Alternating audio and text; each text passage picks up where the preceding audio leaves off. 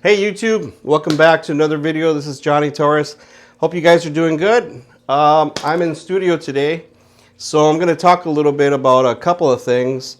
I'd like to thank everybody that's out there watching. I was looking at my my YouTube studio, analytics. It sends a weekly or every 2 weeks kind of info on how you're doing and stuff. And I want to thank people that are watching from other countries. I believe China was in there, which blows my mind. Europe, Russia, and of course the United States. So all you guys that are watching out there, thank you very much. That's awesome. Keep watching and like and subscribe. You know, it's free. It's free. It doesn't cost you anything. So, yeah. Today I want to talk about a couple of things since I'm in studio. I always use, as you guys know, I'm a endorser of this company, Collision Drumsticks. And I believe they're looking for new artists. I saw a post on Facebook, I believe, yesterday that they're still looking for artists. And these are, I have both kind. I have the wood tip, as you can see right there. And I also have the nylon tip. I like both of them for different situations, different gigs. I do some slow, mellow gigs sometimes, and sometimes you guys know I do a lot of rock and roll stuff. So yeah, these sticks are really, I'm not just blowing steam out there because I'm a part of this family. I wanted to be a part of this family because I have some sticks from like 6 months ago that are still going and they still feel good, man. And the way they fit in your hand, the way they feel, that's very, very, very important. And this stick is very durable. They're balanced nicely. They're not too heavy. They're what they're supposed to be, which is a 5A. I also like 5B, but this is what I was endorsed to. So I just wanted to talk about that a little bit. So check them out, man. Go to collisiondrumsticks.com. I believe they're from the UK, and yeah, excellent sticks so far. Not a complaint from me. So I want to move on to two questions I had on Instagram.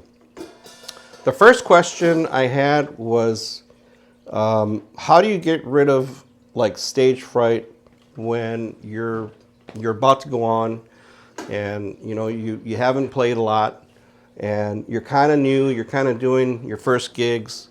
How do you not, the question was, how do you not throw up before going on stage? So I wanted to kind of share a little bit with you.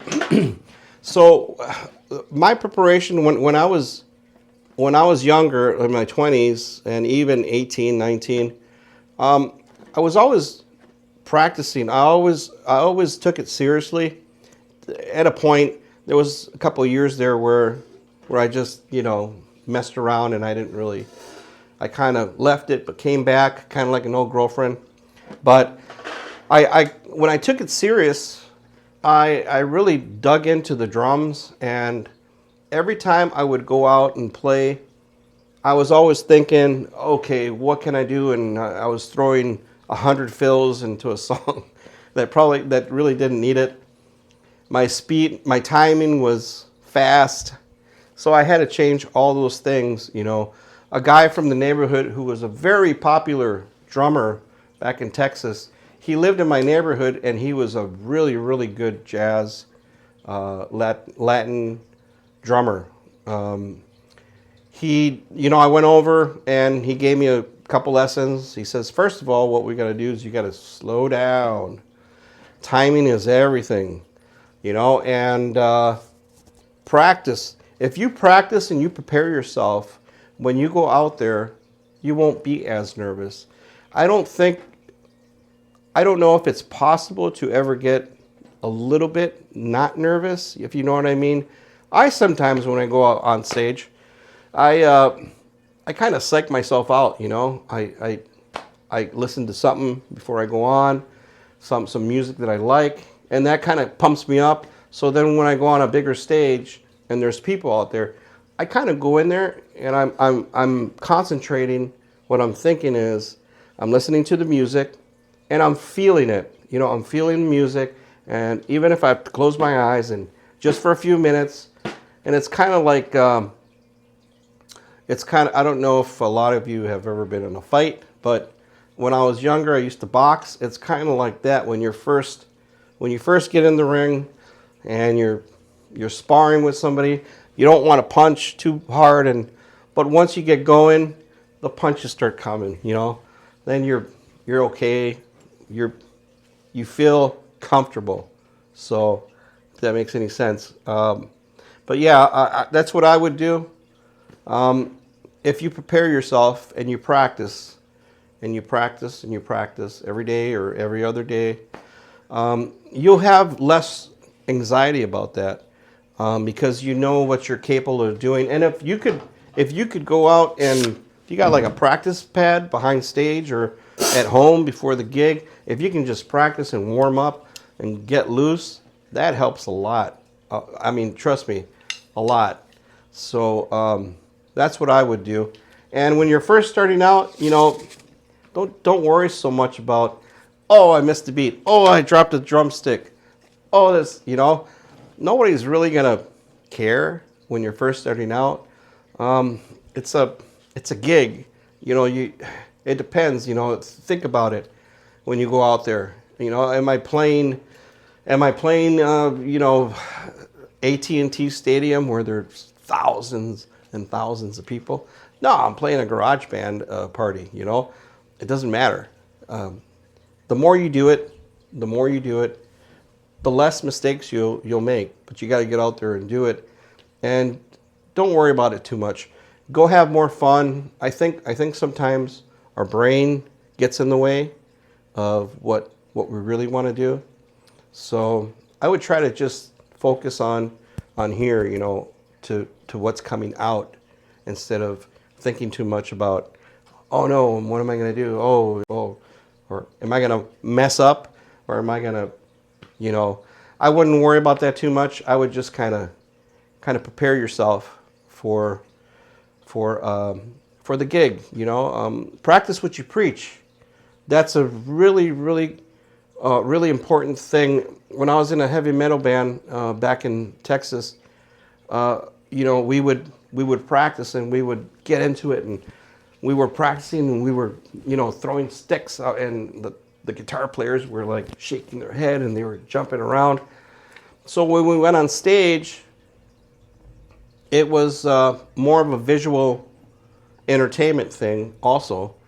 And then I'd see bands after us who would try to do the same thing, and they were like unplugging their cord accidentally and bumping into each other because they weren't practicing that in practice. They were probably not doing all that stuff, extra stuff, because they just, some bands have a lot more stage presence than others. And I think if you're going to do something like that, and there's nothing wrong with just standing there and playing your instrument, there's nothing wrong with that. But if you're going to practice something that you want the audience to see and enjoy and get into, then you really need to do that in practice, so you can do that on stage and you'll be used to it. I mean, if it makes any sense. So yeah, and my second question, for moving on with question number 2, how can I make, I don't think I should mention any names yeah, maybe I should. Well, the next question is, how can I make a simple beat sound better with opening the hi-hat? So I had to kind of think about that a little bit. A simple beat, how can I make it better with opening the hi-hat?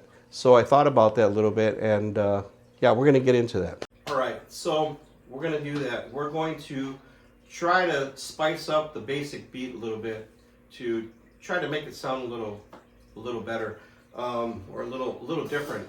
So I'm gonna play the basic beat simple. Then I'll give you an example of what you could probably do or what I would do. So I'll play it first simple, then we'll move on from there. 1, 2, 3.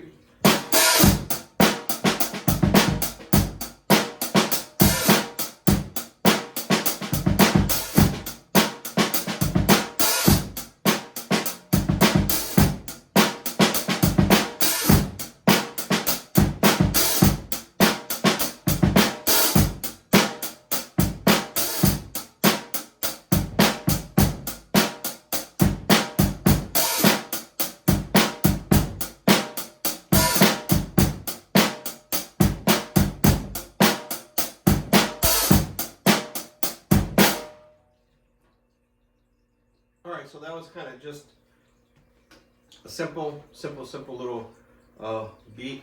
What I'm trying to do there is I want to show you from what it sounds like when you're hitting the instruments. I call them instruments because you can change the tone on every part of the drums. So with the hi-hat itself is an instrument. You can play it so many different ways. And if you're starting out and you're playing a little simple beat, you know, there's so many voices the hi-hat has that you can use. So I'm gonna kind of just go into the next groove here, from simple to a little more, put a little like they say, a little hot sauce or something, whatever. Let's try that. 1, 2, 3.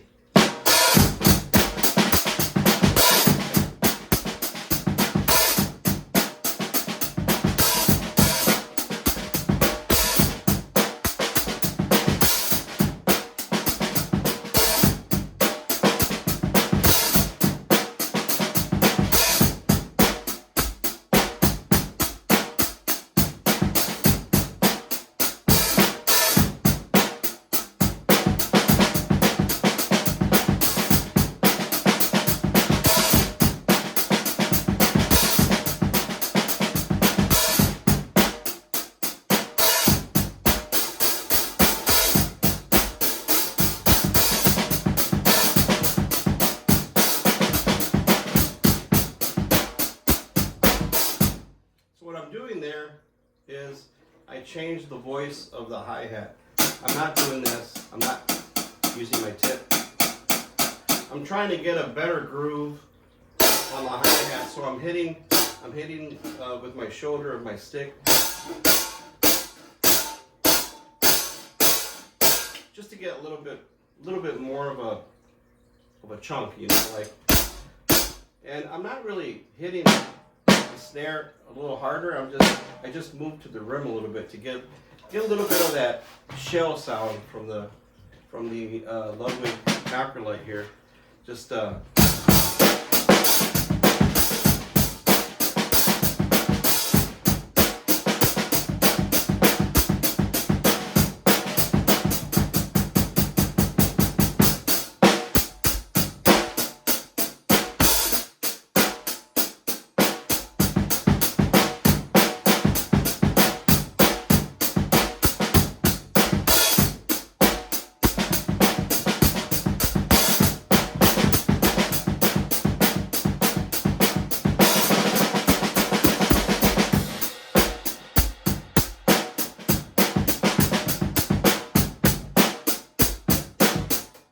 instead of compare to.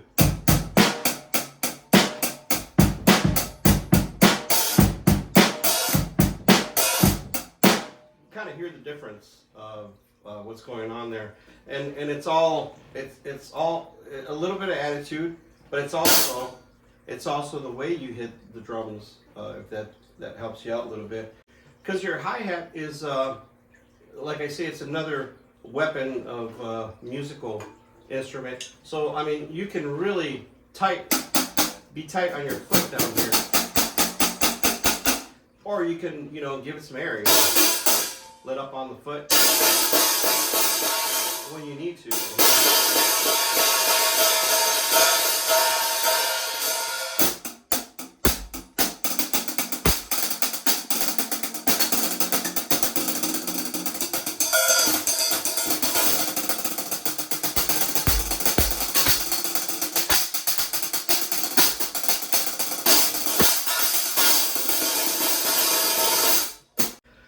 yeah, experiment a little bit with the sound of your snare.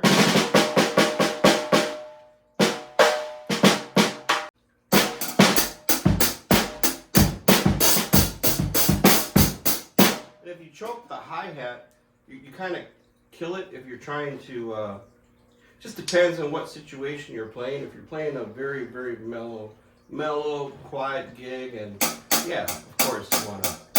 You also can.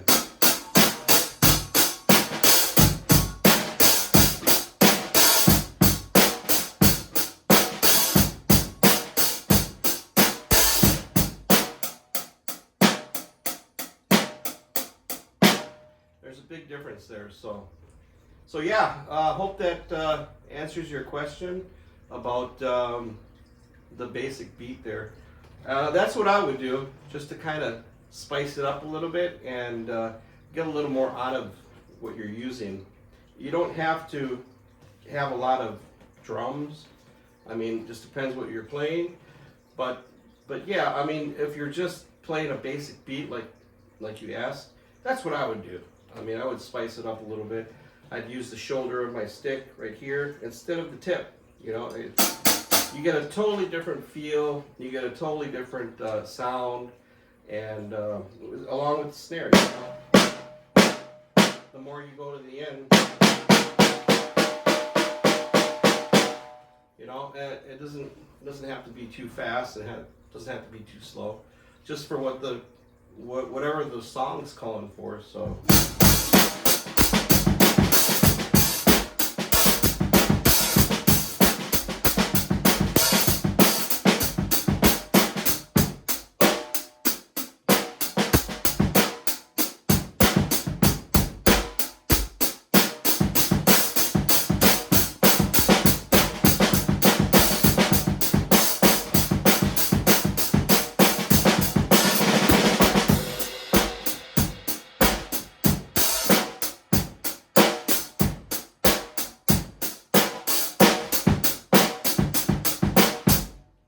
Yeah, work on that, man, and we'll see you at on the next video. And thanks a lot for everybody that's watching, and hope that helps you out. Hope you got some value from this. Thank you to the studio and Fran for letting me use this place. And yeah, we'll see you next week, man, with another one. We'll have a jamming one next week, and we'll do some more tutorials. I'll answer some more questions, and yeah. Have a blessed day, man, and keep on rocking. We're all doing this because we love it, and do what you love what you do, man. So, yeah, we'll see you next time. Johnny Torres, thank you for joining me. Have a great freaking day, man. See you later. Keep on rocking.